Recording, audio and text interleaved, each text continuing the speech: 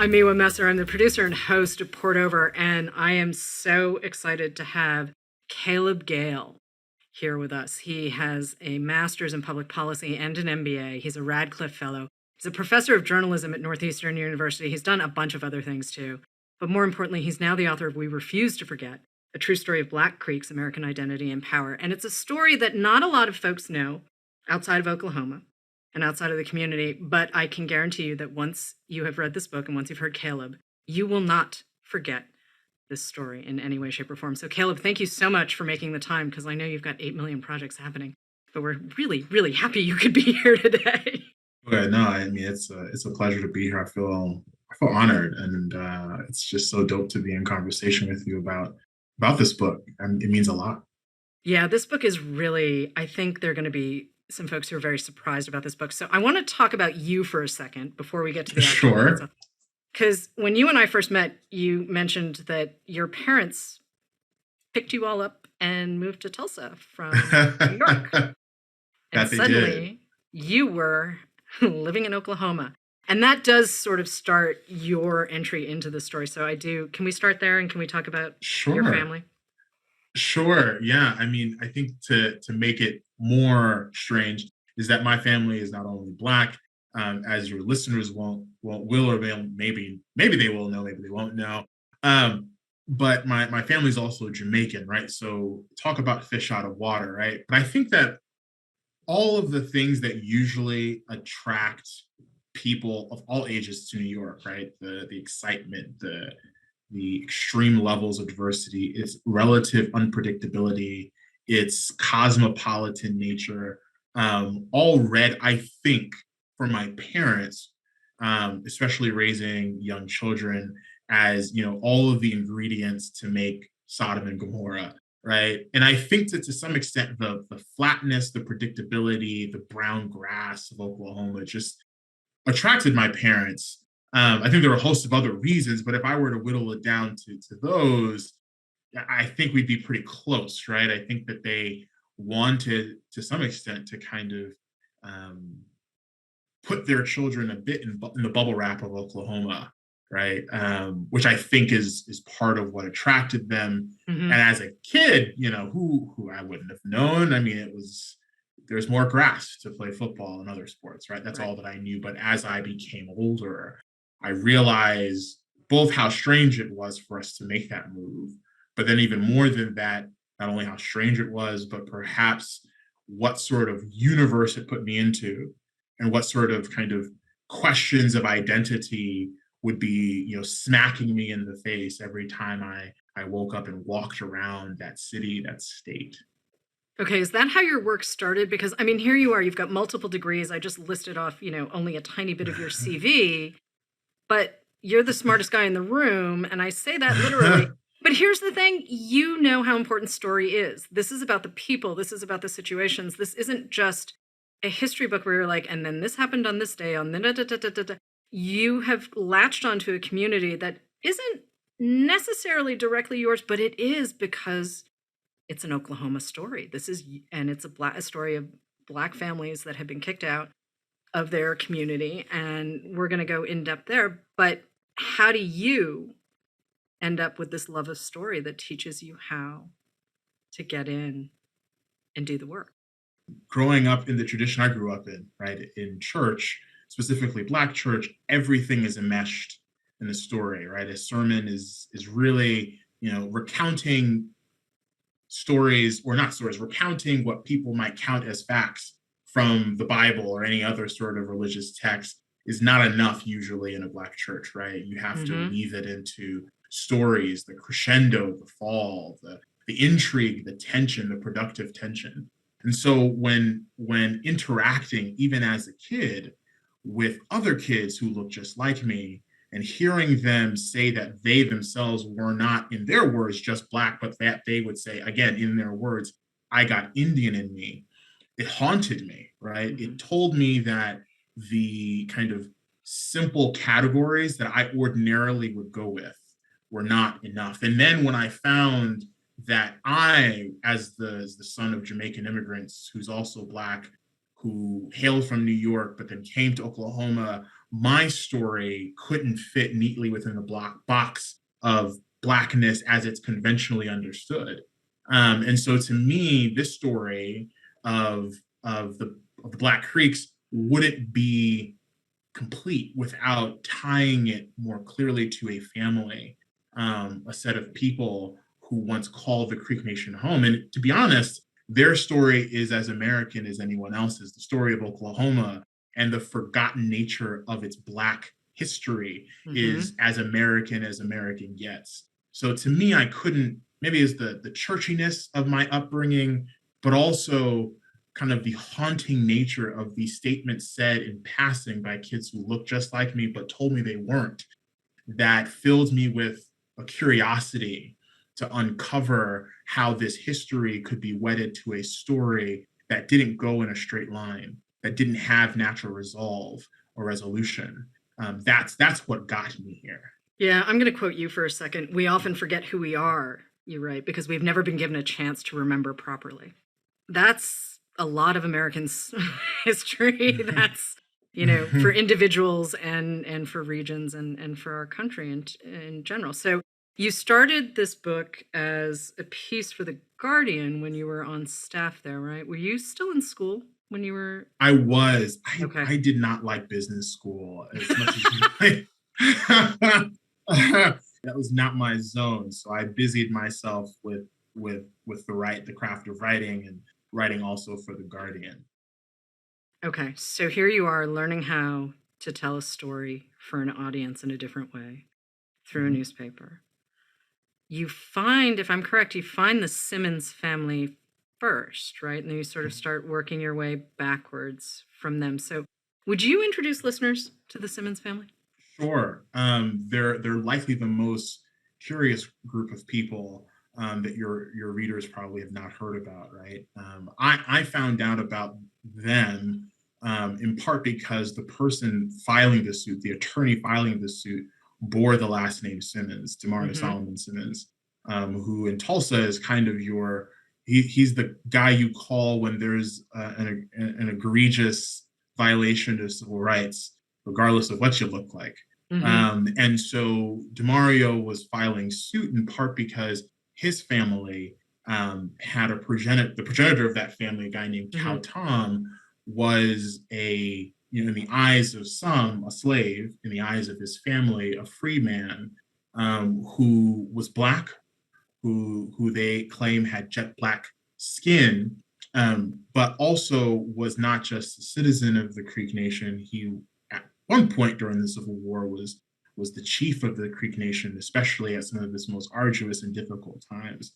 But this family, because of the work of Cow Tom, negotiating treaties on behalf of the Creek Nation with the U.S. government, not only created an opportunity for Black people who were formerly enslaved by the Creek Nation to become emancipated, but also to find a home there, citizenship, when that same type of citizenship proved elusive in the United States.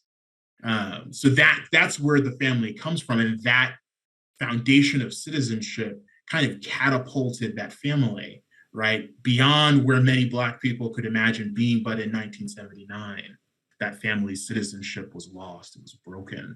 And so Demario Solomon Simmons was this guy on the cover of the Tulsa World whose attention, who stole my attention in that moment, such that we had to interrogate why. Where did they come from? And how is this family's identity perhaps a representation of a much more messy picture of identity than we're willing to admit? And you also mentioned in the book that this is the first time for you as an American, and I'm not entirely sure how old you were at this point, but that here was a Black family that had intergenerational wealth.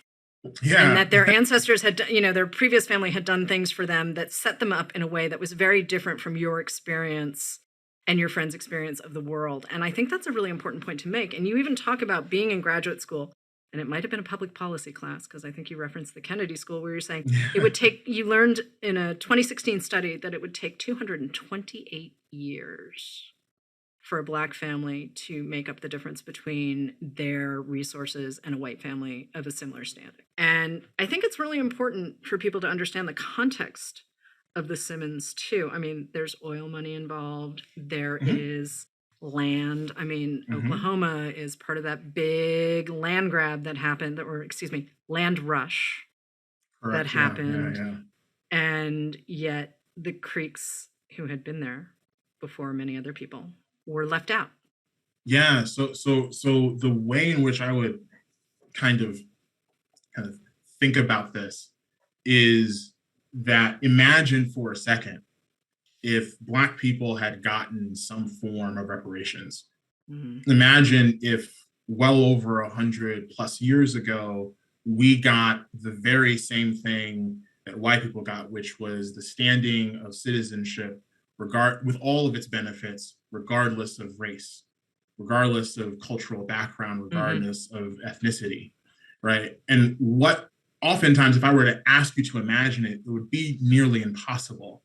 But through the story of the Simmons family, it is, right? Mhm. So, Mhm. Jake Simmons Sr., who married into the family later on, he married Kyle Tom's granddaughter, ended up becoming a significant cattle rancher. You can look back in the annals of the Southern Workman, Booker T. Washington's Mhm. magazine, to hear this man talk about his 10-room house, right? I cannot imagine, I don't know, admittedly, aside from incredible celebrities or people who have done incredibly well for themselves financially, I can't think of many Black families who can boast of the same today. That was back in like 1915. And then Mhm. his son, right, because he was entitled to the land, right, because he had been deeded by virtue of birthright land because of his citizenship, he became a significant oilman, right? Became kind of a jack of all trades when it came to the oil and land leasing business. That made him exorbitantly wealthy. It made him the target of Jonathan Greenberg, and then Forbes writer who was helping to develop the Forbes Richest Americans list, Mhm. right?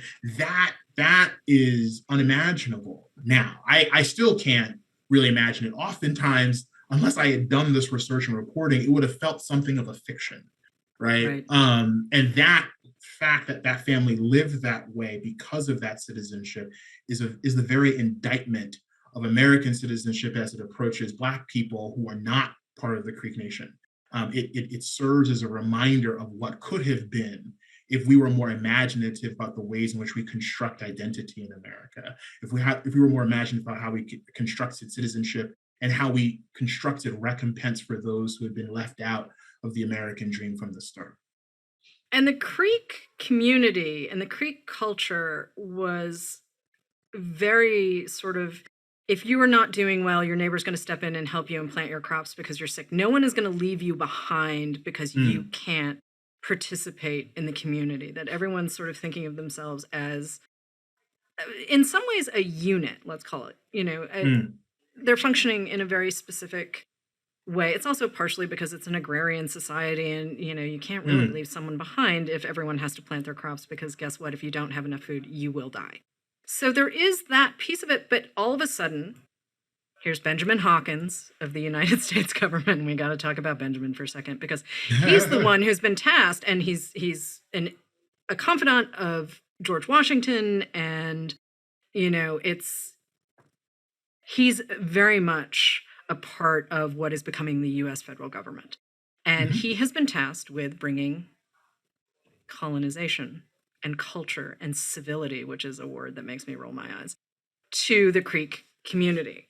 And it's not necessarily what the Creek community would ask for, but it's also how the Simmons family and other folks like them are ultimately kicked out of their community. So, can we talk about Benjamin for a second and his sort of ideas for the world? And can we define civility? Sure, sure. Can we define civility? That feels like a podcast unto itself, with many Right? episodes and many seasons. So let's see how well I can synthesize the myriad of responses is kind of running around in my head at the moment. Yeah, so look, Benjamin Hawkins was at that time, during the dawn of, the American Republic. as we kind of understand it today, was a bit of a wonderkind, right? He had been a senator. He had served on constitutional conventions. He had, been attached to George Washington before he became president. He advised four presidents as the, agent sent and dispatched to primarily the Southeastern United States to administer really how do we, the way in which they said civilized or civilization is already loaded with a lot of racism and anti-indigenous behavior and policy. But it's also a cover for something more blatant, which is just how do we relegate these people who were here first to as little to nothing as possible, right? We teach them that, the communitarian approach that they have to the way in which they administer their possessions, their land, is rife with problems. And instead, we introduce them to a greater level of rugged individualism that oftentimes split people and split their land, that taught them ways of working the land that were completely antithetical to the ways in which they had in the name of efficiency, right? And though he was heralded as a friend, right, oftentimes history is littered with people who were once considered friends of those who eventually then became marginalized. Friendship was the pathway to marginalization for this person. And so as such, when you create scarcity, right, where it didn't formally exist, when you introduce that brand of individualism, you relegate and divide people, whether you intended to do so or not. Now, my contention in this story is that it was very intentional. I don't want to let these historical figures who we revere off the hook, right? It was incredibly intentional. So to some extent, the analysis of someone like Benjamin Hawkins really unlocks the opportunity to kind of think about how do we today, right, try and apply our perspective on civilization and efficiency, to divide people today, to diminish kind of their imprint on society, and how do we marginalize people even further today by superimposing our perspectives on what is civility and what is civilized. Does that make sense? Totally. And the other thing that Hawkins sets up for the Creeks and the rest of us is the idea of creating a race where there wasn't one before. I mean, he lays that groundwork so that suddenly the Creek Nation says, oh, wait a minute, there's this part of our nation and there's this part of our nation, and we're not good combining everything into one. And so essentially an outsider comes in and says, hey, I have a better plan for you, and I'm going to help you execute it. And ultimately it is, as you said, not great for the communities. So I want to take a minute because there's some phrases that you use sort of in the middle of the book as we're sitting in the Civil War, and there's, the Indian Territory, there's the North, there's the South, and Oklahoma is still Indian Territory at this point. But I'm not sure everyone knows the exact definition of chattel slavery. And this is important because, again, as you mentioned earlier, the whole idea of a freedman versus an enslaved person. But chattel slavery does come into the picture because capitalism, in a way that maybe not everyone is expecting. So can we talk about that for a minute? Yeah. So look, I think as you point out, it's really important just to kind of define a few of those, right? So let's start with chattel slavery, right? So chattel slavery is just enslaving human beings, right? But not just that, right? You relegate them to property squarely. But not only that, you kind of conscript all of their offspring for the same fate, right? That they can be bought and sold and forced to work without wages. Completely, distinguish that form of labor from any form of labor, even if it's low wages. We can have a very significant conversation about how perhaps aren't certain forms of low wage labor even today forms of slavery, perhaps, but they're not chattel slavery where someone's humanity is compressed into output that they can produce right? Oftentimes, all the time, for people who are not like them, or in other words, for people who are often white, right? So that's chattel slavery, and it's important to understand in part because the mere sight of that, if you look kind of at the history of the Creek Nation, was appalling to most of the Creeks, if not all of them. It was Mm-hmm. it's kind of it was disgusting, right? And they didn't want any parts of it. But what was pretty common was kinship slavery, where people still had their humanity. You would work on their land. You would still break bread with them. You would have your full autonomy. And differently in the Creek Nation, even when they started to hold slaves, right, your children weren't conscripted to be bought and sold or forced to work without wages, without compensation. Those children could very well be free. If you married someone who was Creek, you all of a sudden lost the vestiges of that slavery that so besotted and so muddied your pathway for freedom. So that's really an important difference between kind of the America that was being constructed all around the Creek Nation and the Creek Nation itself, especially its experience of slavery. And to be clear, slavery of all types is evil and wrong, right? But we must at least kind of attach our understandings and definitions of slavery with nuance to understand the difference. But also, part of what you're doing in this book is acknowledging that this happened, Yeah, that exactly. that the intersectionality just failed. Essentially, one marginalized group turned on another because they were fed a bill of goods by someone from outside of the community. And Yeah. if we don't look at these stories and if we don't say, oh, whoa, wait a minute, this happened and this is bad and where, what, if we don't Mm. interrogate and ask these questions, then we're going to keep probably making the same mistake over again. Yeah, I think though, like fed a bill of goods, right? It's not just that, right? It was, either you can, I think if you're again looking at it from the perspective of the Creek Nation at that time historically and the US government was offering a bit of a false choice, right? You can Yeah. either negotiate up front with us and kind of be part of slowing what they saw as the inevitable decline, right? Or you can resist us and be met with the full force of the government. That was a threat that numerous, right, American leaders that we herald today leveled against the Creek Nation and Mm-hmm. all of its inhabitants, black or not, right? And I think that part of it is very clear, is that the bill of goods was more stick than it was carrot.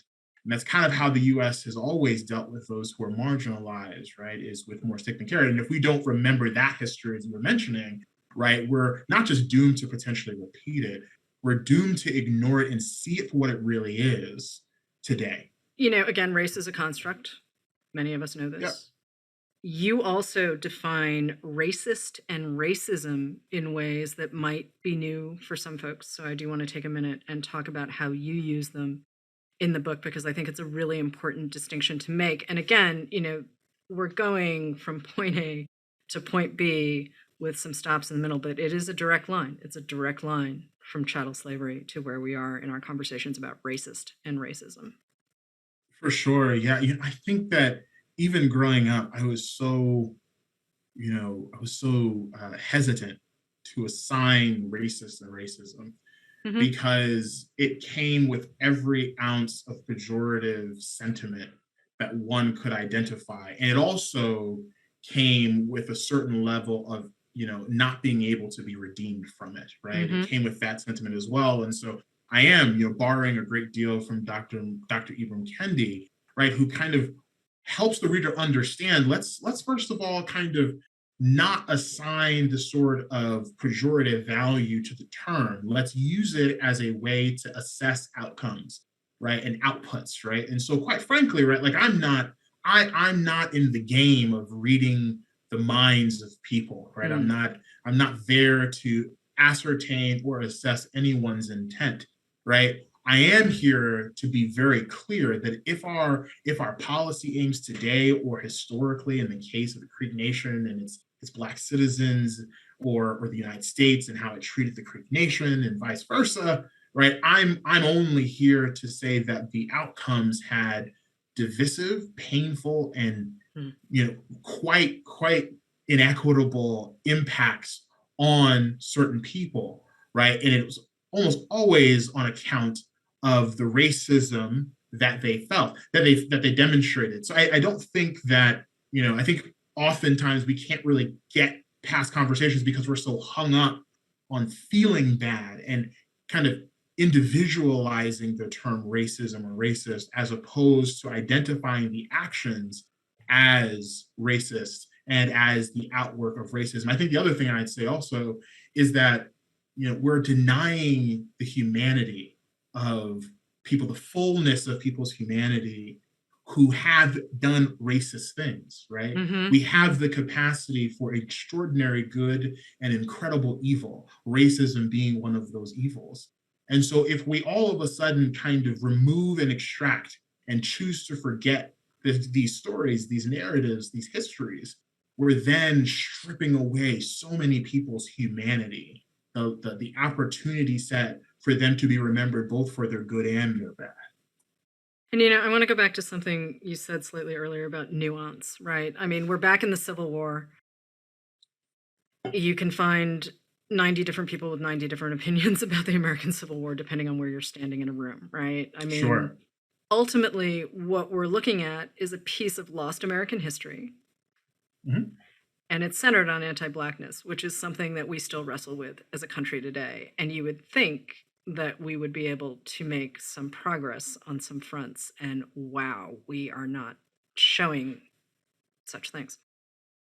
And how is it for you, though, as a writer? I mean, you're a journalist. You are trained to look for facts. You are trained to listen to your interviewees and put together the details. I mean, if you wanted to write fiction, you could. That's not what you're doing here. So what's it like for you as a Black reporter and, a student of America? I mean, you have a master's in public policy and the MBA still. You have that too. But what does it mean for you as Caleb Gayle, as the writer, as the American man who's also Black? Yeah, in this work, I did inject myself into it, right? Probably breaking some old school journalistic rules, and pursuing more of the Gately strategy of inserting myself into it, right? And I think part of the reason I inserted myself into it is because both A, I was experiencing it, B, because this feels like a lost portion of American history, which, to be clear, has been, not maybe this particular family's story, but generally this history has been studied so diligently by a collection of historians that I revere that it's going to be hard for a reader to find their way to the story if I don't offer up my story as a way of getting there. So how does it feel as a Black man to kind of read this? I mean, some would term it traumatic, right? But also there's a joy that I have gotten exploring the beautiful complexity of identity, right? Especially for me, because not only did I grow up in Oklahoma, not only did I grow up in Tulsa, not knowing about what happened just miles away from where I lived, in Black Wall Street in Greenwood, which, we're recording today, a day after the 101st anniversary. Not only did I grow up not knowing any of that, I also grew up going to a school where identity was race in particular was just not a matter of discussion, right? I grew up hearing that the Civil War was the war of Northern aggression, not so much on behalf of slaves, but rather against states' rights and individuality, right? I grew up with an incredibly warped perspective on this world. So maybe that's the reason I got all of these degrees, was because I really, really desperately wanted to figure myself out, right? To figure out how I can touch and understand this world. And as I've come to learn, I'm not the only one who's been deprived of the opportunity to really understand the roots of this country, the history of this world, the history of this republic. And so I think to some extent, I owed it to the reader to give them a life raft to kind of cross that Rubicon into this world that they would otherwise just never know. Did you have to leave Oklahoma to write about it?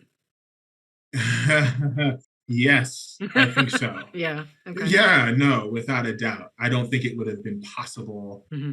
to remain in Oklahoma and I think be as strident Hmm. at kind of litigating the case and um, kind of excavating rather all of the Hmm. facts necessary to put this together.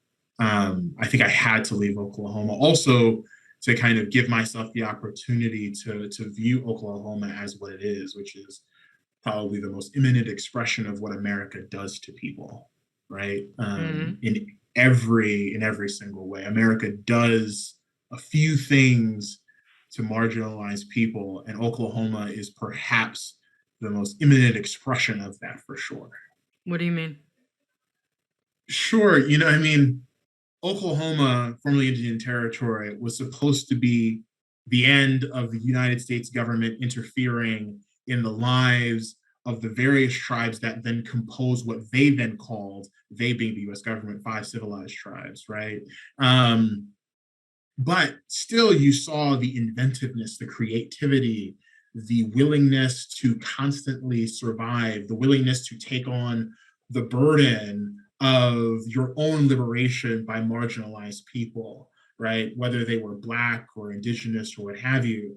And then the ability to craft for themselves nations that would be accommodating of people who ordinarily would not get their fair shake in the United States. That's what Oklahoma was, and yet and still the United States government sent people like Henry Dawes to create roles that would divide people based on fictitious blood quantum and scientific racism to ensure that certain people would get certain allotments of land, all to ensure that white people who were cravenly looking at Indian territory now Oklahoma as an opportunity to expand their capitalism, to expand their empire. That's what America does. And so by understanding America's history, in understanding Oklahoma's history, we can Hmm. better understand exactly what it is that America does that oftentimes is so very painful to remember. But in understanding how it produces that pain, we can remember what was there before the pain, right? Which was the decision to survive and not just survive, but to live abundantly, even if living abundantly meant living on the margins of society. What did you learn about you? What did you learn about America? What did you not know you needed to know? Mm, mm. What did I learn that I didn't realize I needed to know? Mm. That's a tough question. I'm going to kind of avoid it. No, I'm kidding. Okay. No, no, That's no, no, fair. no, no. I realized about myself Hmm. that I still have work to do, right? Don't we all, though? I mean, Don't we honestly, all? like, I'm And not that's the sitting point. here in some perch, and I grew up outside of Boston. So, I mean, I grew up with a lot of this sort of Yeah. everywhere and, integrated the town that I lived in. Right. So to that very point, there is work yet to be done. I think, think about it this way. As you mentioned, that study that talked about 228 Hmm. years would be needed, or that's like how long it would take for us Black folks to kind of catch up. And that's Hmm. assuming a lot of things go well, Hmm. right? That policies don't get in the way that we've seen since the founding of this country, right?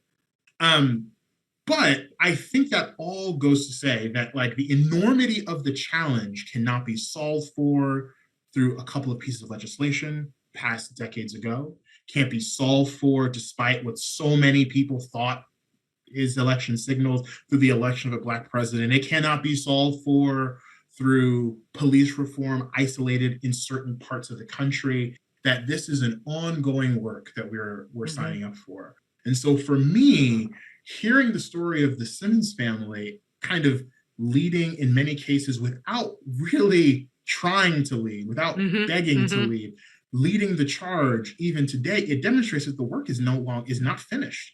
And the enormity of the challenges which exist, and not just for Black people, not just for Black Creeks, but for so many marginalized groups around this country and world, the work is in no way finished. That in order to repair the world, in order to fix the place in which we live, we are signing ourselves up for an ongoing labor. But that labor is beautiful, right? And that's the last part, right? Which is there's something amazing in talking to people like DeMario. He enjoys telling you his family story. He's not won this case, right? His case has been dismissed more than once, right? But there is joy in advocating for the changing of your world, changing of the world for the better, for recalling, for not allowing the world to tell you who you shall be, but rather reimagining a world in which you can be anything, right? And so to me, I think for me, all of this story represents is that the work in no way is finished. I think, to quote Nipsey Hussle, who, you can not like the marathon continues, right? It continues in an ongoing fashion, and we must commit ourselves to that work in all of its beauty. And you teach at the college level, and part of that makes me think that you've got to be a hopeful guy, because you can't show up and teach a bunch of young people how to do this kind of work and how to ask these kind of questions and how to chase a story. And in some cases, that means chasing people. Yeah. You can't do that unless you actually believe that there is something at a further point, whatever that something is. And sometimes it's the story, sometimes it's the community, sometimes it's actual change. Let's hope that there is a genuine possibility for change. But you are a hopeful guy, yeah? On what day? No. Okay, that's fair. That's fair. No, I think that, look, it's very hard to stare at the face of American history and say, I'm incredibly optimistic. When I think a lot about, all of the huge accomplishments this country has had, right, save for some, right, it's often been us correcting ourselves after making egregious mistakes, right?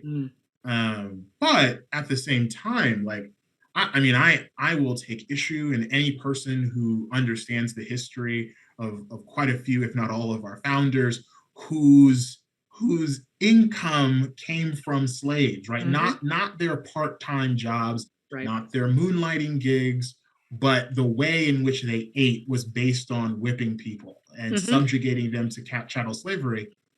The words they wrote are not their words, right? They're not their words. They did not invent liberty, right? They did not invent freedom of the press. They did not come up with those. Those are not their words. And so to some extent, I take great cheer and find great hope in reclaiming those words, realizing that, quite frankly, it is the activity oftentimes of marginalized people that demonstrate the greatest level of patriotism. That, in fact, oftentimes it's the dissent and the expectation that this country, that this republic can be better, or that it must be better, even if it doesn't feel like it can. It often comes from those who have not held power, that have been on the periphery of decision-making in this country, that then gives me hope. That those words are not theirs, that those ideas are not theirs, and that, quite frankly, we can wrestle them back and use them for our own means, which would be for the purposes of achieving greater levels of equity in this country. So that's what provides me hope. And hope is a muscle. Hope is something we can build. It is. It's not easy every day. It is not, I am not going to pretend for a second, but it is something that you can add on to. Caleb Gayle, thank you so much for joining us. I'm really, really looking forward to having people read We Refuse to Forget, A True Story of Black Creek's American Identity and Power. It's out now. Thanks so much. Thank you. Hello, everyone. It is time for another TBR Topoff, where we recommend books for you to pick up when you come in for your copy of We Refuse to Forget. I'm Becky, coming to you from my store in Cincinnati, Ohio, and I am joined, as always, with my book buddy, Marc. Hello. Hi, Marc. So I'm going to go ahead and get started today. The book that I thought of to go along with this is Killers of the Flower Moon by David Graham. Nice. It's a good one. This is a true crime story that talks about the Osage murders and the creation of the FBI. This takes place in the 1920s when the Osage Indian Nation in Oklahoma, very rich because they had discovered oil on their land. This group, they were just very wealthy, like extremely, like they were building mansions. They were sending their kids to Europe for schooling. But in the 20s, then suddenly these strange, mysterious murders started to occur. And people were investigating. Nobody could figure out what was going on, how this was happening. But one by one, this tribe was getting smaller and smaller. And finally, I think it was, they got up to like 24 Osage Indians had been killed. And finally, the newly formed FBI, though not actually officially called the FBI, it's like 10 years later, they became the FBI. But this Bureau of Investigations, they looked at it. They were like, hey, let's take a look. And this was under J. Edgar Hoover. So yeah, it wasn't off to a great start, but he did have the idea to get a former Texas Ranger involved. He takes over the investigation, and he actually gets an undercover group together to try to find out what's going on, who's killing, this nation, and kind of what the idea is behind all of this.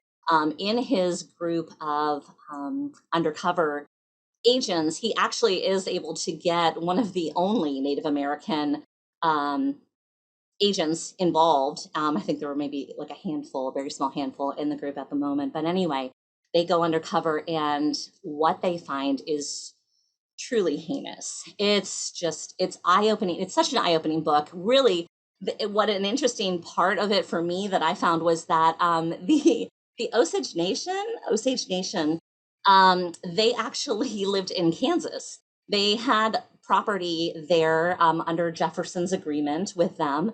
And then because of all of the settlers that were coming in, the US government said, oh, that land's too nice. We're going to take it away from you. And we're going to send you over to this rocky land over here in Oklahoma. And well, wouldn't you know, that land ended up having oil. So this is just a fantastic book. You're going to learn so much. And it's Killers of the Flower Moon by David Grann. Mark, what do you have? Ooh, such a good pick. Thank you. Oh man, that book is so good. I chose a fiction book, actually. Okay. One that kind of came across my radar at random, and I've never really read anything quite like it. It's called Johnny Appleseed by Joshua Whitehead. Joshua Whitehead is he's an OG Cree two-spirit poet and author. Another term that he uses is indigiqueer. So his main character, Johnny Appleseed, not the Johnny Appleseed that you remember from lore, is an indigiqueer young man who has moved off of the reservation to find his way and make a life for himself in the big city. The book bounces back and forth between his time leaving the reservation and coming to terms with himself and his sexuality and the sometimes dark and gruesome journey that that takes him on, as well as the return to the reservation for a funeral for the death of his stepfather. He needs to make enough money to get back home to honor a family member. And the way that these two time periods match up is very, very interesting. This is a very frank book. It's pretty raw and sometimes graphic, but absolutely beautifully written. And like I said, I haven't not read anything like this before. And it opened my eyes to a realm of Native American culture that I really hadn't even explored or thought to explore.